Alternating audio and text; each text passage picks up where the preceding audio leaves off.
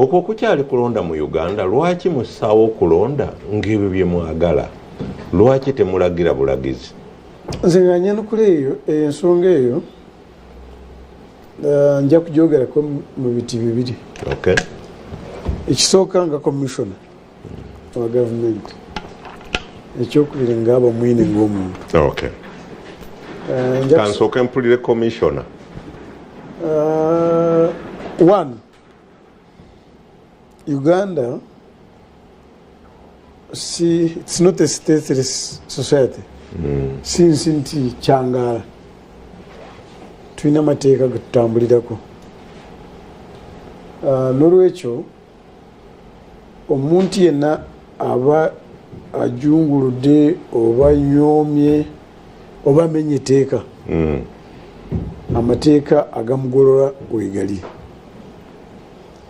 era abazungu bagamba that he who alleges must prove ekyomukisa omulungi Honorable Nalima kusinziira bwayogedde yabaddeyo era obujulizi bwabuyina abaakola ssemateeka eno baali bamagezi nnyo bakimanyi nti ekyo kiribaawo ne bagamba nti kasita mubeera nga temukanyiza mwembi wabeerawo abita bamwine ne Nalima balwanye wabeerawo abataawulula nsuubira nti Honorable Nalima ne ttiimu ye bajja kuleeta bakungaanyiza ebitakwatagana n'amateeka then kooti eritubuulira oba nga babiina nze ndi wa mukisa nti nkulidde mu society yawano Honorable Nalima alaba electoral commission ey'ekibuga eyo lwaleero mukwogera kwenyini agambye nti mubaka wa parliament era electoral commission yamulangirira now tesobola kuba yali nungi nemulangirira tenakyuka era yemu electoral commission yagamba nti mwami Lulume tayise kati ate lwaleero electoral commission yemu noga nti lwakibogwe kisoboka because it is the same organization era yeyalangirira n'omugenzi Nakimuli so it cannot be nti yemu abantu tebakyuse n'amateeka gegamu yakulangirira n'oyitamu kubanga baddali insinuating nti electoral commission ne NRM bebamu but you were an opposition and you went through the late Nakimuli was an opposition and she went through the same system mwemba mwine kikyogezaako okuddamu ndaba nga oyina kintu kikyo kyonnyonnyola ngezaako okukulaga nti toadressinga mubaka byagambye ebyabadde mu kalulu anti kati kubanga mubaka ekigambo kyetu wakiwulidde omubaka yabadde ku BBS yakyogedde kati ono yakiwulidde nange nteeka okumulaga naye Honorable Nalima agambye nti electoral commission si ntuufu erakola byakibogwe yemwe yamulangirira n'ayitamu okujja kuba batugamba nti nabo bakola ebyakibogwe. Now, as a commissioner, we don't support government tukkiriziganya n'obumenyi bw'amateeka tukkiriziganya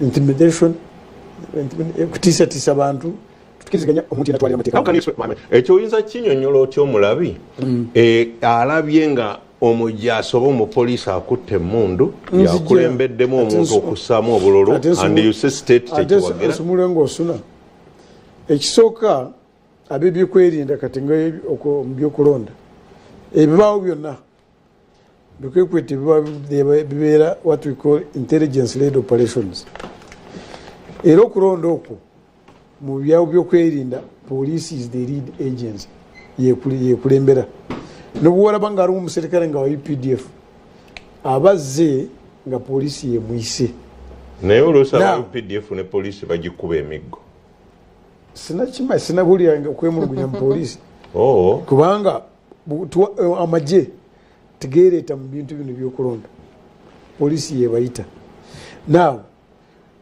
abantu abapoliisi abo boyogerako n'abamagye bava mu society yaffe. Njagala kubuuza gwandaba tonalabayo omupoliisi abantu ba bulijjo nga bakuta mayinja bagoba mu poliisi oba emigo. Kisoboka nti n'omupoliisi ayinza kugenda ku mulimu empisa ne zisiibuuka. Naye ekyomukisa omulungi wabeerawo mechanism enkola ey'okwadressinga bwemwina siiwusa empisa mu mateeka tumukolera ki. Poliisi erina police tribunal, amagye galina court martial, naffe tulina disciplinary committees as civil servants. Kintakanya n'omuntu ali ku level wa mubaka wa parliament. Assuming it is true yakiraba, I am very sure this is a national leader. Police ku ground katwandi ku ground eyonoonese. I expect the honorable member of parliament to have the number for the IGP. I expect the member of parliament to kuba nesimu byabakama. Kubanga polling official yeyenna is working on behalf of the commission which is headed by the chairman electoral commission. Mbansobera ntubaka wa parliament akoteka mwambi abakama tuli wano polling station B. This is what is happening. And I'm very sure kubanga kusinira bwayogedde. The commissioner came and we that's what I'm saying. I'm very sure that mwambi abakama umanyi tanaba kulemererwa to take charge or to discipline any errant officer who could have gone. Obudde bwe bonkozo obwo. Lujjo njagala kubasaba. Twogera ku Uganda yaffe ya wana Uganda. If a wrong has been committed, tuleke kuchitira kuliso. And this person who has committed it, atekwa kanga. Let him or be accountable. Yes, atekwa kanga vurwa.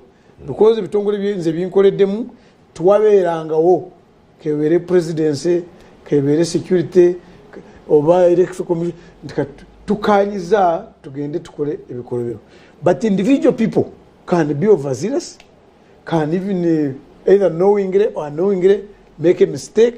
Norwecho bamwine bwaba akoze ensobi. Ebere yabamwine abatatumiddwa nti agende akole ensobi ekikeezi. Nanti bamwine abayina gye yavudde. Bwe tuwulyanga bamwine gye yavudde bamuyozaayoza ku kye yakoze. Tetuyinza ganti ekyo kyabadde kyabamwine.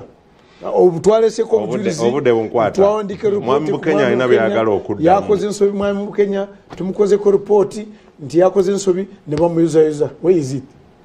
Mwami Bukenya abadde alina byayagala okuddamuko nga dokita olinako wakiri mu ddakiika ng'emu wakyukako abantu kwogera. Dokita yamaze dda. Dokita ayogera. Dokita yaragidde